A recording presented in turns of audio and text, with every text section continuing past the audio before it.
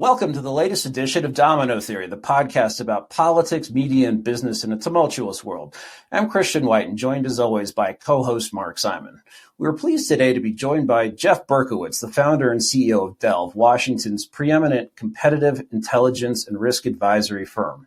He's also the co-founder and CEO of DOGE Deep Learning, an AI-native tech company building the future of public affairs intelligence. Jeff's previous political experience includes several stints with the Republican National Committee and multiple successful presidential campaigns. We were both political appointees in the Bush State Department, and he previously served in the Bush White House. Jeff was one of extremely few people at the State Department who understood public diplomacy and public affairs should be run more like a political campaign and less like hippies singing Kumbaya in an effort to get foreigners to like America. But first, the lead-in. The Trump transition is well underway with less than 2 months to go until Inauguration Day. Recently, Trump announced that he would enact 25% tariffs on Mexico and Canada if they don't stop the flow of illegal immigrants and fentanyl. Trump also put China on course for a 10% increase in tariffs. The market and tariff skeptics, hoping for the best, wrongly took this, I believe, as a step down from Trump's previous plan to put 60% tariffs on China. If you look at the wording of his announcement, it seems like he means that this 10% fentanyl surcharge will be on top of his other plans. Trump lost one nominee, Matt Gaetz, who will not be Attorney General. Instead, he intends to nominate Pam Bondi, the tough but otherwise uncontroversial Attorney General of Florida, to lead the corrupt Justice Department. Senators made it clear to Trump's team that all 47 Democrats would have voted against Gaetz, and he would have lost 4 or more Republicans, which is the threshold to doom any nomination in the current Senate, or at least the Senate that starts in the new Congress. For the Pentagon, Trump has nominated Pete Hegseth, a military veteran and Fox News personality. Hegseth will be the second youngest SecDef if confirmed, and one with the most unusual background. Democrats are attacking him based on a lack of experience with big organizations, and they also are mounting a so far ineffective Me Too campaign against him. Trump's nominee for the State Department is more conventional and could pass the Senate with unanimous consent. While there was speculation Trump might choose a more firebrand top diplomat like my friend Rick Grinnell, instead the former and future president took Senator Marco Rubio's hand into his much larger hand and said, "You're my choice, Marco." We'll talk more about what this means in the discussion. Tulsi Gabbard, the former Democrat congresswoman from Hawaii, will be director of national intelligence. That office has mostly ranged from pointless to counterproductive since its creation in the wake of intelligence failures that led to the 9/11 attacks. On the economic side of the administration, Trump has chosen Scott Bessent to be Treasury Secretary. Wall Street seems relieved and believes this to be a conventional pick. I think he might be better than that. Bessent is an iconoclast who at times has won big by betting against the market and conventional wisdom, and has endorsed Trump's tariffs, which remains heresy in the editorial pages of both the Wall Street Journal and the New York Times, at least as far as anyone checked. Bessent supported Al Gore in 2000, but would be a major Trump contributor by 2017. He's gay, married, has 2 kids, and lives in a restored mansion called the, quote, Pink Palace in Charleston. Not your average finance bro, which is nice. Over at the Commerce Department will be Howard Lutnick, also a veteran of Wall Street. Commerce typically is less important to American business and finance than its name implies. There used to be a joke that every new secretary thought he had a big budget until he was informed that a huge chunk was earmarked to something called the National Oceanic and Atmospheric Administration. Since then, NOAA's budget has actually been eclipsed by the Commerce Department's handouts to semiconductor companies and something called, quote, broadband equity. But that's another story, probably one for Elon Musk and Vivek Ramaswamy at their Department of Government Efficiency. Commerce became more relevant during Trump 1 after it fell behind the U.S. Trade Representative's office in screwing China and caught up by enacting export controls on semiconductors made anywhere in the world with any U.S.-produced tools. Trump's announcement of Lutnick said, quote, he will lead our tariff and trade agenda with additional direct responsibility for the Office of the United States Trade Representative, unquote. This arrangement is unprecedented, and the U.S. Trade Rep is usually a direct report to the president and a member of the cabinet. We'll try to discern the implications of this. If you zoom out, you see a president-elect that is putting activists and reformers in each of his key agencies. He is placing energy and loyalty above experience, especially government experience, which isn't necessarily bad. Certainly seems determined to avoid the pitfalls of personnel failures in his first term. Friends involved in the transition report a new process that is nonetheless chaotic and opaque, even to insiders. On the other hand, it's only been a few weeks since the election. Trump has most of his team assembled, and the usual bedwetters are wetting their beds. So he might be onto something. That's the lead-in. Mark, you've been around politics and the media for a long time and actually do have experience running some large and unruly organizations that are filled with people like reporters and have to deal with people like advertisers, all of whom have feelings and emotions and ideas. So you have some knowledge of this type of situation. Do you have a first question for Jeff? Hello, everybody. How you doing? My question to you is really this. I'm kind of just interested. What do you think Trump's trying to do with this somewhat diverse cabinet? I mean, I'm not one who looks out at the labor secretary and says, oh, we're going to have the new, AFL-CIO union organizer there. But he seems to be interested in a lot of different people. He's paying back, it looks like, a few loyalties. What's your overall opinion of the cabinet picks so far, the actual picks? Yeah, that's a great question. I think it's something that's new to American politics, but should be very familiar to Europeans, which is, this is what we've really been telling clients is you have to think about this cabinet as sort of a European style coalition government, because that is a reflection of the realignment coalition that elected Trump, right? He got RFK's support. He got Tulsi Gabbard's support. He got support from this was the first time in a very long time that Republican candidate for president won a majority of the lower income and middle income Americans versus the upper income. So you're seeing that realignment reflected in the cabinet. I like to say the first term was mostly traditional Republican policies with very, very different populist rhetoric. This is going to be truly a populist agenda. And you're going to see, but the challenge is going to be just like European style coalitions, you're going to have these different agencies, different heads working at cross purposes. For example, we do a lot of energy work. The energy dominance agenda is going to be in conflict with a lot of the broader macroeconomic populist agenda in this administration, as one example. I think the picks have been a mix of folks that are easy to get behind and folks that are going to take some time for folks to calm down and get beneath the headlines and understand, well, they actually do have some qualifications. I've had a number of conversations with folks about Pete Hegseth, where they're being like, he has no qualifications. I'm like, he's served in the military in theaters. Like he's actually been on the ground and that's more than you can say for some of the generals and former generals that we've been put in charge of it. There's a lot of, the question then becomes who's at that undersecretary level, who's at that assistant secretary level, who's running these offices. As Christian and I know from our time, like the secretary is going to set a direction and help, sort of modulate the president's policies in area. But the real functionality has to come from those appointees throughout the administration. And so that's the real question we're going to look at as to whether these secretaries can be successful.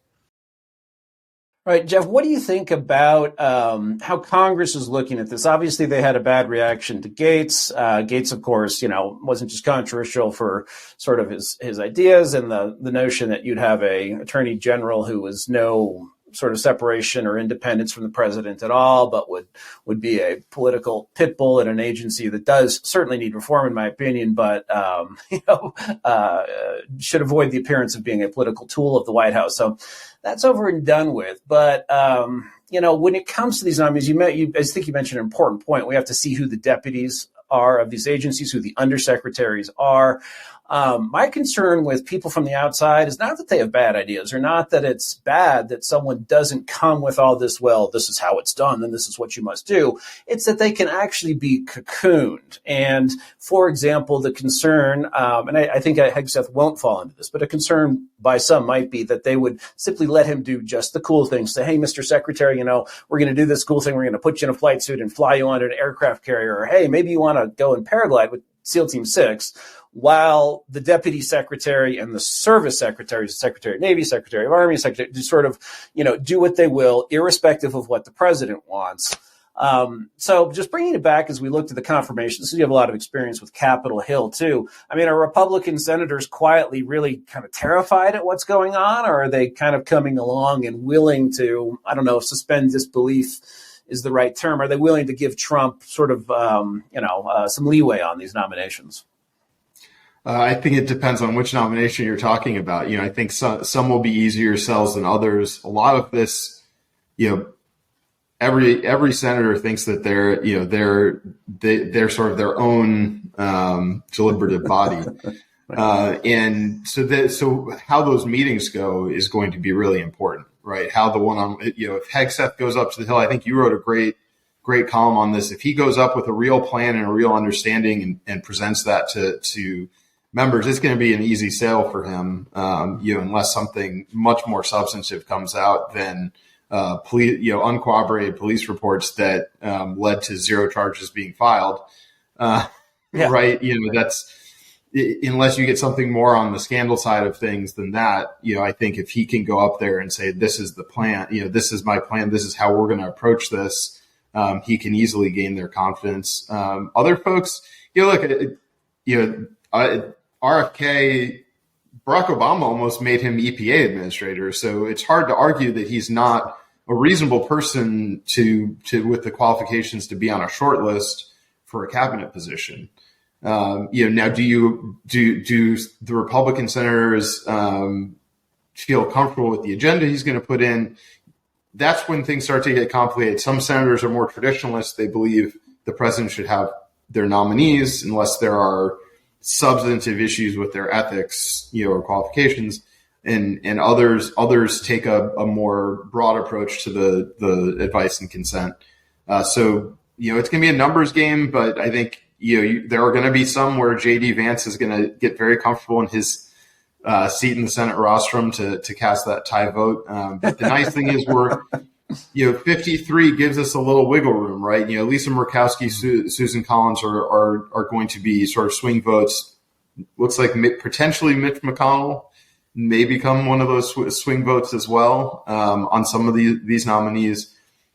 So then the question becomes, do you hold, right? Do you hold at losing 3 and that, I think that was a problem with Gates. So it was just a bridge too far for folks, and I think there was a lot more concerning information that was coming. What I was told about Gates, I was up on the Hill last week, and saw 2 friends who are not in the foreign policy world but are in the domestic policy world on Senate committees, women on Senate committees. As they call themselves a couple of old broads. But they've been around a long time. They told me it had reached the point where basically women in different offices that you'd never expect were like walking in and seeing people saying like, "Look, I'm sorry about this, but if you vote for him, you're going to have a rebellion on your hands in this office with all these women staffers," because Gates was just so unacceptable. And she told me that one of the senators that she worked for previously, they were committee people, that she worked for previously, had said that right now that Republican senators were talking to each other saying, well, if you vote against him, I'll vote against him. And in other words, it wasn't going to be just 4 that Matt lost. It was going to be, she said she didn't think, she said at a certain point, it would be more disastrous for a Republican to vote for him than against him with women. Because it was coming up to that. So I don't understand how it happened. I don't understand how, that was a big mistake on my mind, because it showed what it was. And my opinion from the 2016 experience. If just so I had no intention of taking a job, but when Steve Bannon and other people call you and say, please come and interview, and you basically sat in a room with a lot of much more successful than myself, and essentially had 26-year-olds tell you, what I'm saying, well, we're busy right now, and getting a double latte was their main concern in life. Down at the OEB, they were upset they couldn't get that. Let me ask you a question about policy moving forward. Trump came out of the gates last night, smacked Canada, smacked Mexico, hit on China.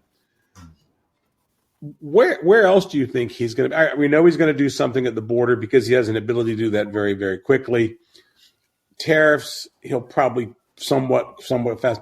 Where do you think he's going to look at? What do you think his focus is going to be? After that, what do we think after those two things? Yeah. Well, first of all, I think his tariff policy has already been a tremendous success for the United States because immediately after his election, you had the European Union Commission president announced that to avoid the tariffs, they would buy a whole lot more of American LNG. And so we're already seeing results that we like from these. Sorry. They aren't coming for me. It's the final roundup of conservatives. Final roundup. I would be proud to be in the Biden administration's final roundup.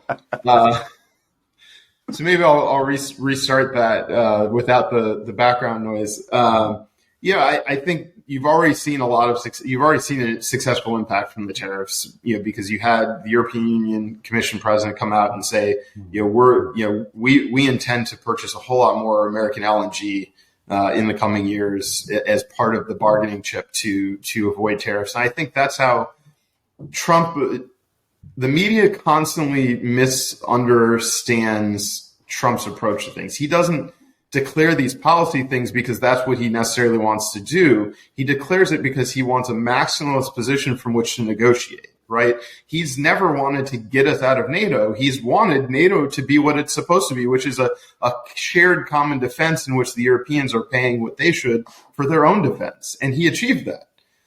Right. So I think the tariff policy has that in mind, right? He doesn't want to break trade bounds with Canada and Mexico. He wants them to do their responsibility, their part of the responsibility of our borders. He wants to go after China and the way they're cheating. Every American president has known how much China cheats. He was just the first one to say it out loud and mean it. So where does that go next? I mean, I think Iran we're going back to maximum pressure. It was working.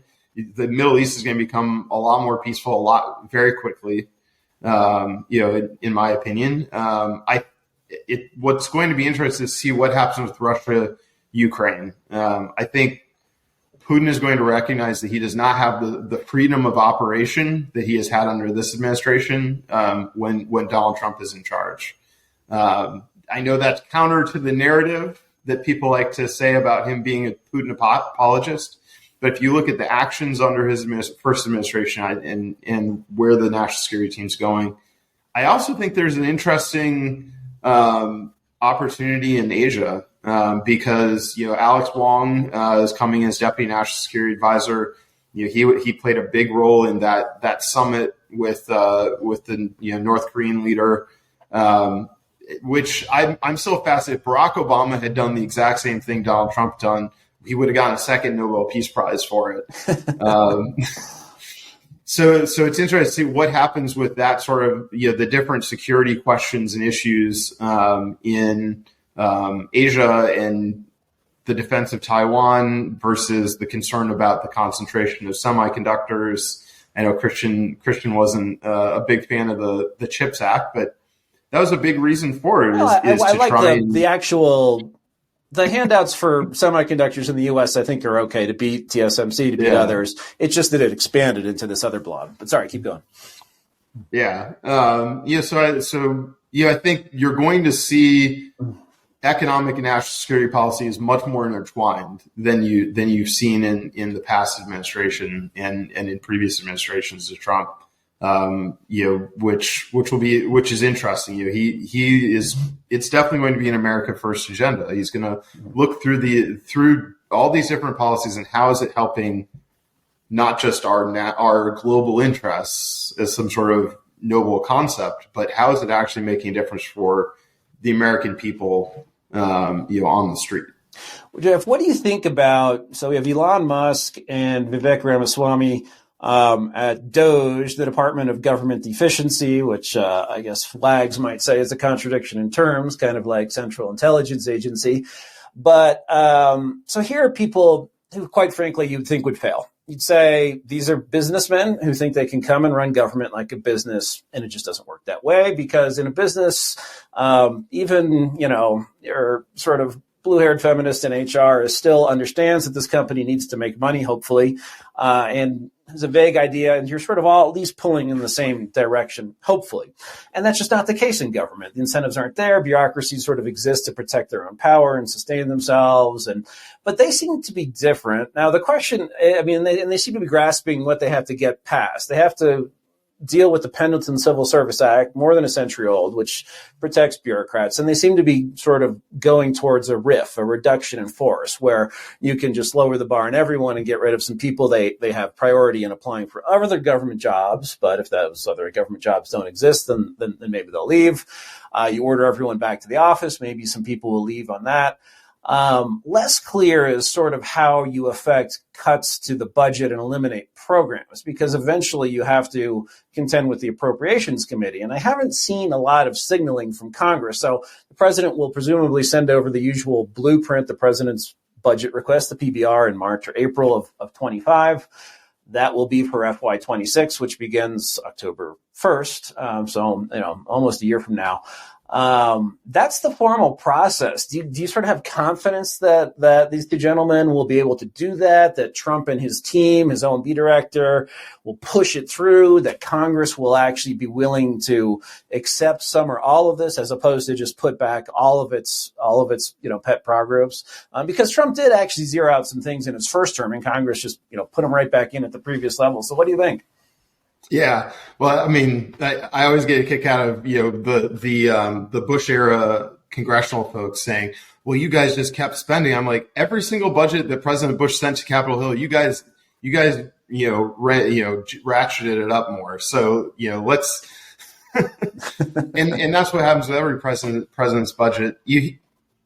I think it's important to step back and put what DOGE is going to need to accomplish in some context. We have, in the first 100 days of this administration, President Trump and Congress are going to go on what I call the quest for $5 trillion. Because we have to they have to extend the Tax Cuts and Jobs Act from 2017, one of President Trump's greatest accomplishments. I'm very biased because we wrote the tax plan for the campaign. And we got a lot of that into TCJA. Just to extend current law in TCJA, you need $4 trillion in spending or tax expenditures, right? That you have to account for according to the CBO measures. So you need $4 trillion for no one to get a tax increase, but you're spending $4 trillion not to give anyone a tax cut. To actually do some of the additional tax cuts that President Trump talked about on the campaign trail is another $1 trillion. So you're at $5 trillion. There are a few things that Congress probably has in there, so it might be more than $5 trillion. You've got to find, pay-fors and offsets for at least some of that, right? What is the House willing to do in terms of additional deficit spending? Now, a lot of us would argue tax cuts actually pay for themselves. If you look at CBO's numbers for TCJA, they said it was going to be $1.5 trillion in tax expenditures. In reality, since 2017 Tax Cuts and Jobs Act, it's actually increased federal revenue $1 trillion. Right. And by the time we're done with it, it will well have surpassed that 1.5 trillion. So, but if you're looking at the static numbers from a budgeting exercise, getting it through reconciliation, you're going to need to find $4 or $5 trillion for that. If Elon Musk and Vivek Ramaswamy can come up with ways to get there, great. And there's a lot of ways to make government more efficient. I remember being a State Department and a procurement official telling me I was trying to save the government money and it was only going to get me in trouble.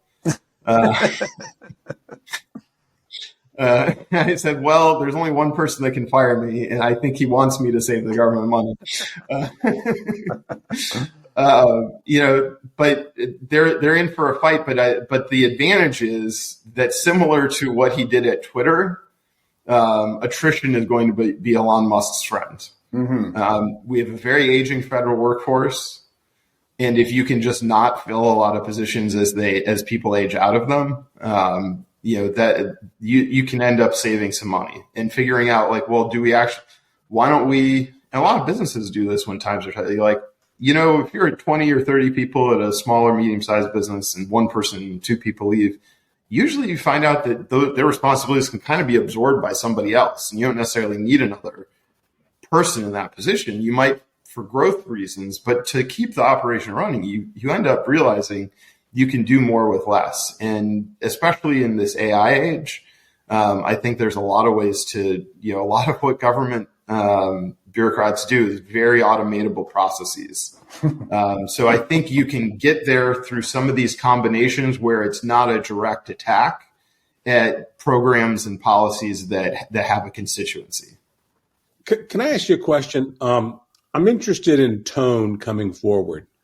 Just today was the first time that we've seen Trump in a couple of weeks come out and attacked Haberman over at the NYT. She's been writing stuff.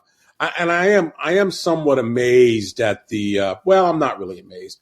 They have to do it. It's like Axios, Puck, all these guys going, our sources tell us, and I'm going like, who would possibly be your sources in the Trump campaign?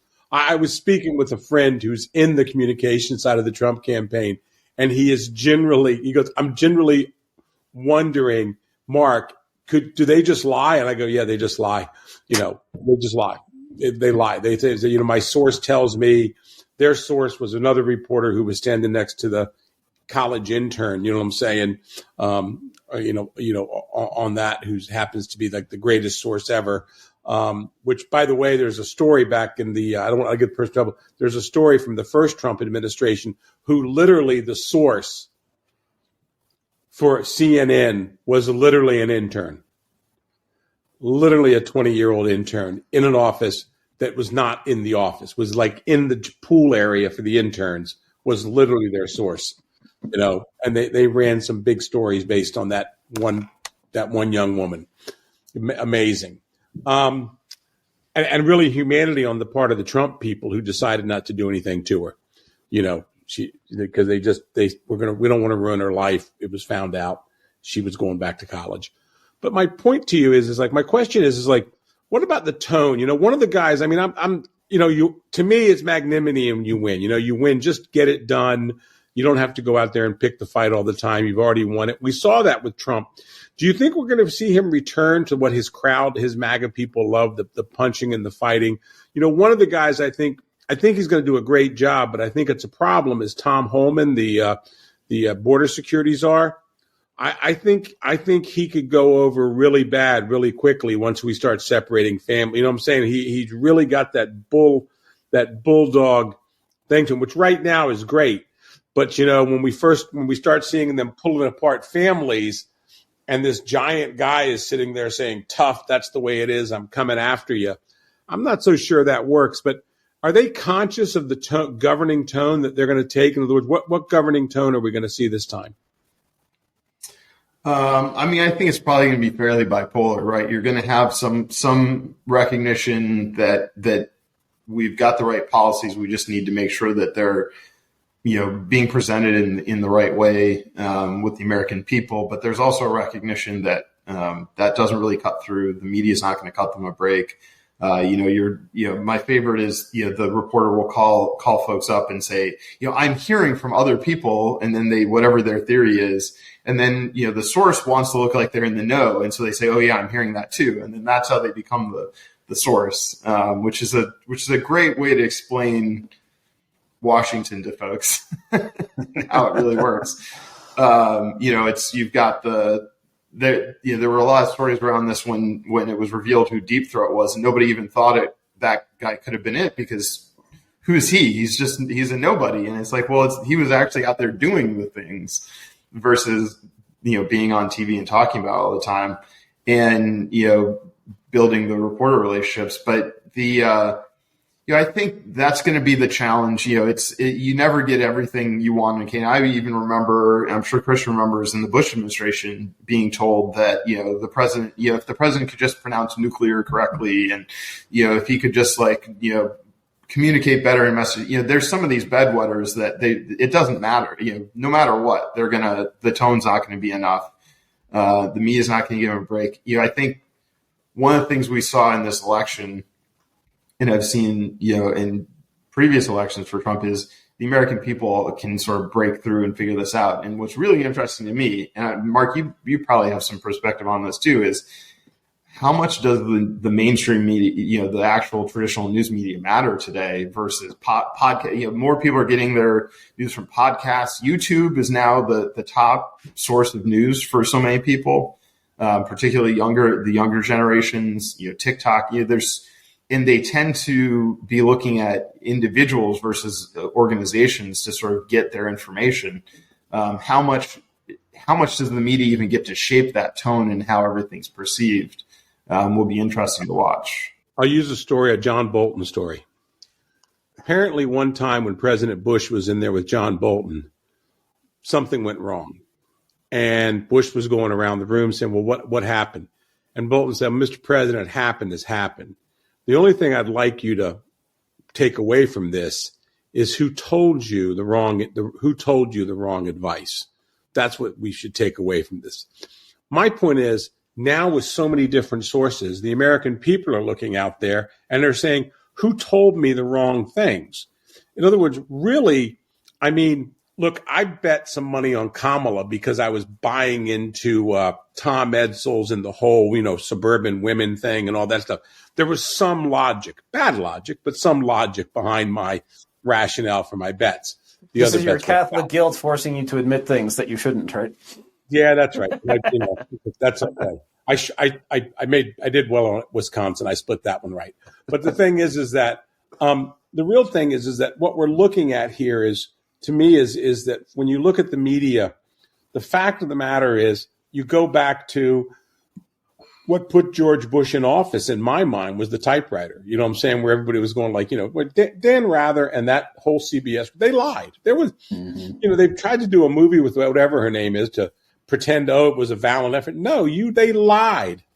Now the latest one I heard on that was they were set up, and I'm going we're that smart. You know what I'm saying?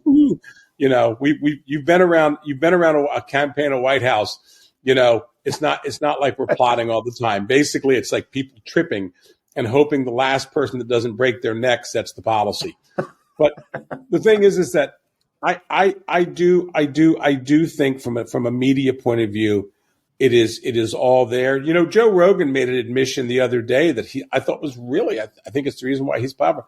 He said there will be a time when people will say you're full of shit. In other words, there will be a time when he's not going to be the all-knowing sage. Rush Limbaugh probably held that longer than anybody else. You know what I'm saying? On the conservative side, on the left side, that's not really it. I thought those guys from Pod Save America were trying hard, but they just couldn't help themselves. Sint Uger, for example, I think one of the most powerful voices on the left now is Sint podcast. Sagar and Crystal with their podcast is a very, very powerful one. I think a lot of these podcasts are a lot more powerful than you think. And then I actually get the numbers on the television stuff through a guy, you follow him and he'll share them with you. I don't know if you've seen, it's been an utter collapse at CNN.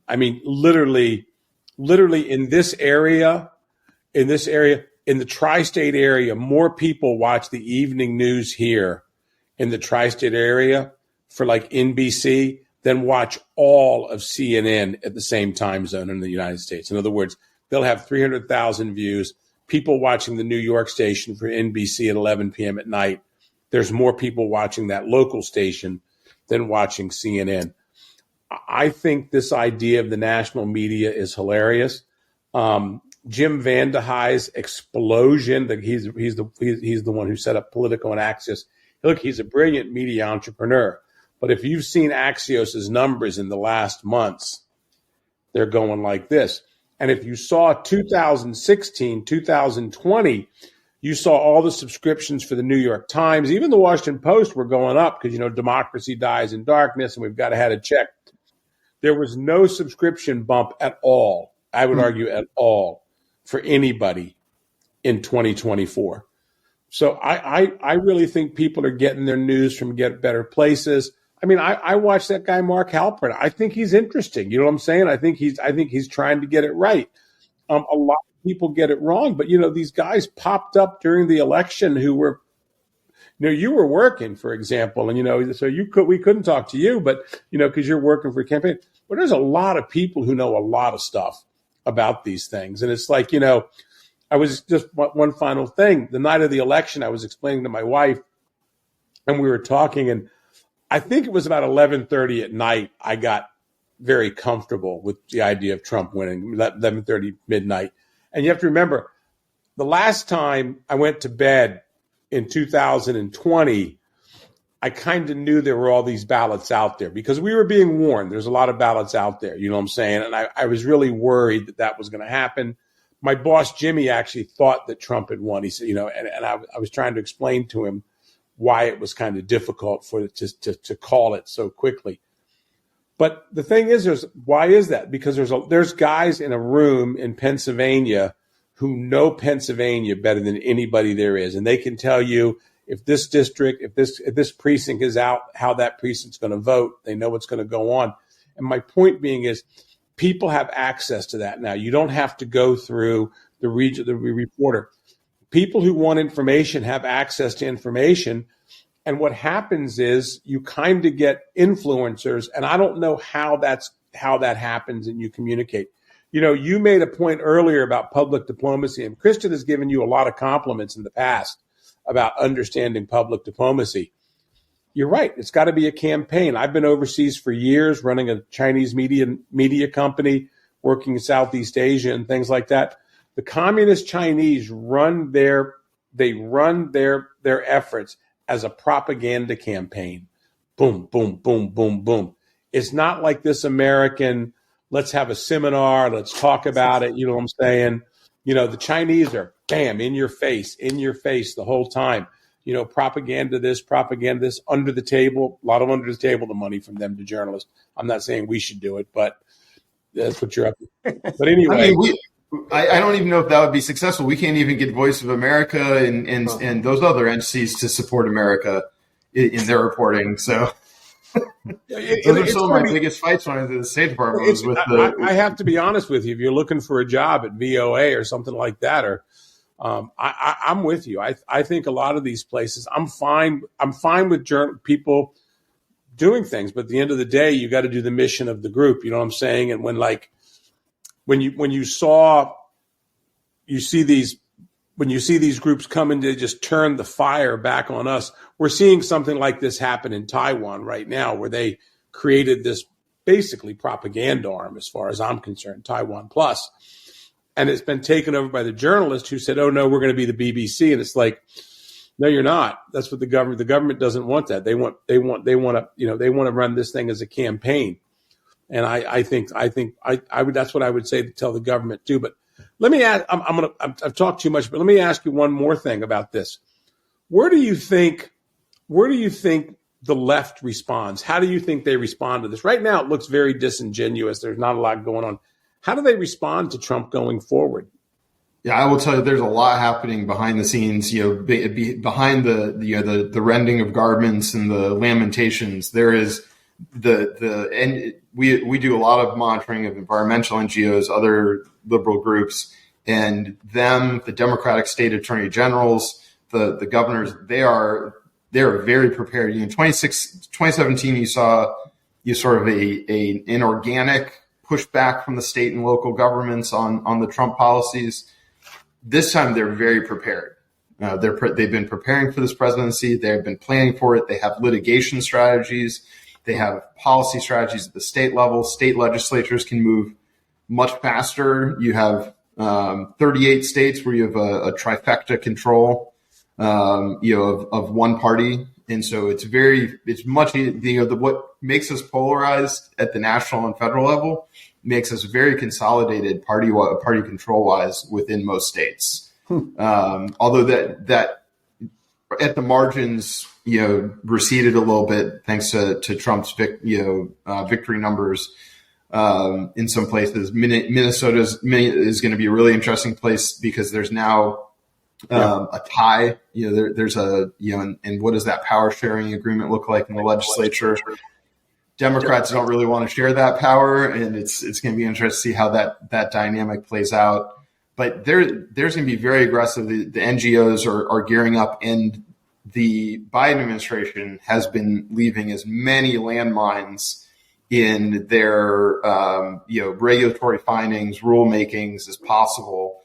A lot of this environmental justice stuff they've done is going to be very hard to unwind. It's going to end up in court. You're going to see similar for some of the labor rule, and I also wonder on some of the labor rules. Is the incoming labor secretary even going to be against some of those things? It's going to be very interesting to watch how that all plays out. But a lot of it's going to play out in our judicial system. It's going to be litigation, and that's why we need I hope we get a really strong Solicitor General that understands exactly what is coming for the administration. And we get appointees at the agencies that know how to do this stuff in very legally defensible ways. Right. And that was disappointing. I'd hope to see Andy Puzder at the Labor Department, and maybe he'll end up at the National Economic Committee or something like that, the Council of Economic Advisors. Those are still, I think, yet to be filled out. Maybe if we could just in the little remaining time circle back to how some of these top level already named people will operate. So Marco Rubio at State, which I think is a great appointment, and it's nice. It's a Gen Xer, which I like. It's someone who was a Trump opponent who's come around, you have someone who is a Tea Party class. I think he was first elected in 2010, and I think the Tea Party is a predecessor to Trump, and maybe Buchananism, and that was a predecessor to the Tea Party. But anyway, that's a different story. But with Rubio, you have someone who's probably still a click or two or three more interventionist than Trump, but he has come around. He certainly was in favor of U.S. assistance to Ukraine early in the Russia-Ukraine war, but he voted against the latest supplemental. Presumably, I don't remember his exact, if he disclosed his exact reasoning, but presumably thinking there ought to be some strings attached or some more accountability or maybe a little less money just thrown there.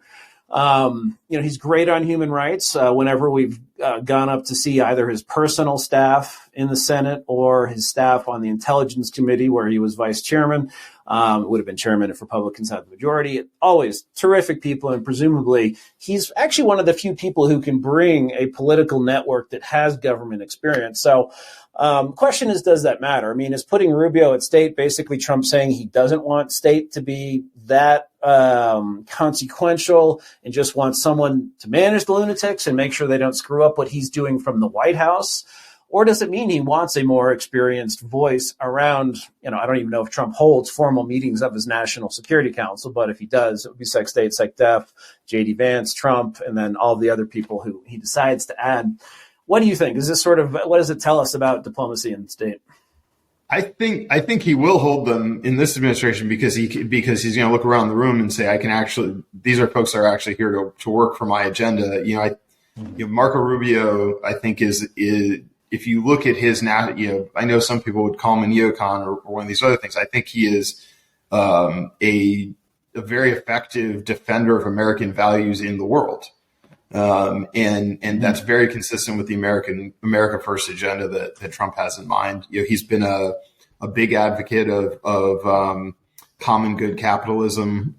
Whether you agree with that reframing of free-ish market policies into more industrial policies as national security policy or not, he understands a lot that America has interests in the world and we should defend them, but that doesn't mean we should go fight everyone's wars for them, with blank checks. And I think, he's someone who I hope and think will be inoculated against the bureaucratic reach that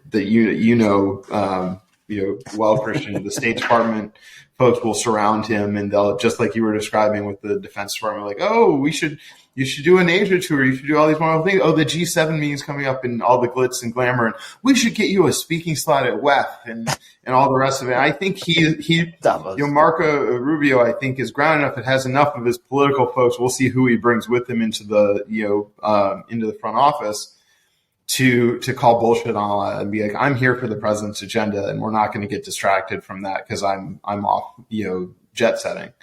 I think he'll give good advice to the president. I don't expect the president will always agree with it. He'll have a bunch of different voices.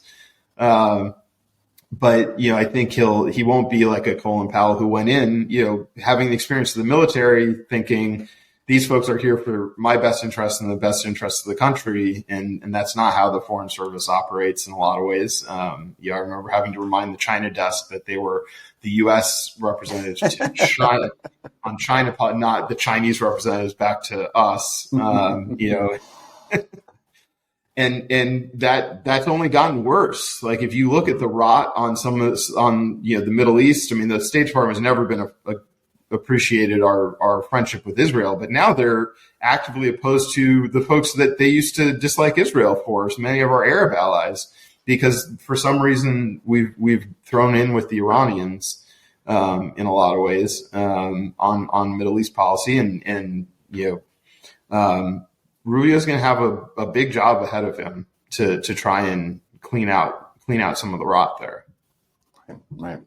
I mean, I am so glad to hear, I'm glad to hear that about Rubio. I think the other thing too is that I do believe that when you talk to some of the people in the Trump administration the first time on, the president was like Tillerson. They were all very naive about how these departments work. Trump had the same problem as military guy. I run a company. Everybody's moving forward. We'll do this. We'll do that. He didn't have bonuses to hand out at the end of the year. You know what I'm saying? In other words, and guys are going to, a lot of it's ego. I'm sometimes, I have to really watch myself sometimes because I'm a business guy. My idea is to make money and do things and build a company, sell it, whatever you do. And sometimes I watch these TV shows and it's like, the guy's plotting to overthrow the world so he can become the head of the East Asian Bureau. And I'm going like, how much more does that pay? Why would you do that? You could drive Uber in the evening and stay as the GS-15 and make more than the SES. You know what I'm saying? And have a nice cushy job. That's what he said. But my question to you is, do you think that we have the ruthlessness? I mean, one of the things I love about Elon and Vivek is essentially they're suicide managers. In other words, that's what you would call them. You'd put them in there. I've done that twice in my career. In other positions, I did it once inside for Jimmy, and I did it once at a shipping company.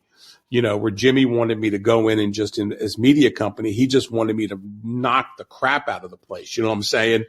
And then at the end, he says, "Oh, Mark's going to move and do this for us now." But mission accomplished. Everybody got shaken up a little bit, and I did the same thing. Do you think that Trump is going to have that? Because I think that's the only way you get. In other words, you're going to have to walk in the room at HUD or someplace else, the State Department, and say, look, I know you guys think you can outlast the president, but you can't outlast me, and I'm willing to get blown up and take you out. I mean, I actually am such a believer that even if the president doesn't get the tax cuts he wants, and I think the only tax cut he has to come through with politically is the tips tax. I think that's a really important one. Salt, all that other stuff. But I think if he doesn't do the tips tax, I think that'll hurt him badly, hurt Republicans badly too. But deregulation is where you really have to do it. Kristen, you made a great point. You guys made a great point. You got to have a solicitor general that knows how to fight this. And to the point when the people in the bureaucracy are showing you how to do things and showing the NGOs how to do things, how do you get some guy in there who's willing to cut their funding, knock him out, take the nasty New York Times article, and then resign, and then but he's basically taking him out. That's what I wondered. Do you think they have that? Here's the beautiful thing. I don't think they're gonna, that New York Times nasty article is gonna get framed and signed by the president and sent over as a thank you. I don't think they'll have to resign. The story I always love to tell is we did the tax plan in 2015. for the Trump campaign, and the Tax Foundation, within 24 hours of the release, and we hadn't even released enough details to score it, they came out with this ridiculous score because they were all in for Jeb. And some of the provisions, somehow in Jeb's plan, the exact same provision was like save the government a bunch of money, and in ours it costs the government a ton. It was just total nonsense. But they came out, I think it was like 10 trillion or 9 trillion, this massive thing, and any normal Republican campaign is immediately calling me and my team saying, "What in the hell did you do to us?" I actually had to call. I was waiting for the email. I called over like, "This score is ridiculous. We have all the data to go fight this and educate." And the campaign said, "Oh, this is great. We love it." And they literally said, "What Republican is going to be stupid enough in a Republican primary to attack their opponent for wanting to cut taxes too much?" Now the answer is 2 weeks later, Jeb Bush in the next primary debate did exactly that. But Trump, if you're doing the damage you're supposed to do, right? You're not taking the Scott Pruitt approach, which is getting dumb headlines for like wanting to buy a Trump hotel mattress and spending every evening at Le Diplomat and all the rest of it. If you're getting in the nasty headlines because you're causing pain to bureaucrats and getting the things done that you were saying there to accomplish, I don't think anybody's going to have to resign. I think they're going to be rewarded for their service. That's fantastic to hear. I mean, I was just down in D.C. last week, and we're down there with them. 92% of that town basically voted for Harris, and 97%. I have to be honest with you. I just do not at all understand. I mean, I'll just be blunt. It must be a circular firing squad down there. They're telling each other. When you're down there, you're sitting with people who are Republicans, and they're like going, well, it's not so bad. Really, we still run things. They won't do this and they won't that. And I'm going like, do you have any idea who a guy like Andy Pudgener, who I hope gets in there, or some of these other people are like coming in there? I think Elon basically hopefully he does. He thinks he can fire a lot of people, Yeah. Now he maybe not be able to because of the Pendleton, but I think you're right. There are a lot of people leaving. I did hear from this one Senate staffer who I was talking to, who was on the other side. She said they're already hearing from the Democrats that they think there's going to be a tremendous number of Obama people who careered in, but maybe have enough. They're all praying for a riff. They're all playing for a riff that they can get their 20. They can get the last 3 years and get out. Because they just don't want to be around for the fights and all that stuff. Get their retirement and leave. Yeah, I think anybody who's near a retirement age they're just going to sit there. I mean, the federal government, you're not going to have people quit before they hit their retirement. You're going to have a whole bunch of Miltons. Yeah. From if you remember Office Space, they're just going to sit in the basement and they're just going to run it out, and it's fine. Like I think let them do it. Forcing them back to the office is definitely going to frustrate some of them to the extent that you can do that. Some of that telecommuting is built into the union contracts, other things. I remember when we were at State Christian, we were the reason the State Department was the reason the federal government was meeting its telecommuting goals because we had so many people who were telecommuting on a regular basis. And this was before that was like, this was a big thing. There was no hybrid. It was just telecommuting, and none of them actually did any work when they were telecommuting. You can never get any of them to. Yeah. I have a relative in government, in Department of Defense, and he estimates that they have to start coming back in the office. He thinks something like 7 to 8% of his office is going to quit. I believe he said, if you do that, he said, they're not the best people. He said, if you do that, then you got to let go out of 100. If you let go another 5, he said, that's 13% of your workforce. He said, that's a great start. That's right. I love your analogy, Jeff, with Office Space, because that means the Bobs, who are the two guys to go and do the layoffs, are in fact Elon and Vivek, and they're going to be showing up and ask people. I actually saw that as a meme. The two Bobs with their two heads, Bobs, put it up on the screen, saying, what exactly do you do here? What would you say you do here? That's excellent. Incidentally, when Clinton, Bubba, did some riffs to the intelligence bureaucracy in the Pentagon in the 90s, there was a law passed that created payouts. So instead of having Miltons in the basement, maybe you just pay some of these people to leave a little early. Yeah. Anyway, that's all the time we have. Thank you, Jeff Berkowitz, CEO of Dell, for your time and your insight today. Thank you, Mark Simon. We'll be back again soon with another episode of Domino Theory. Bye-bye.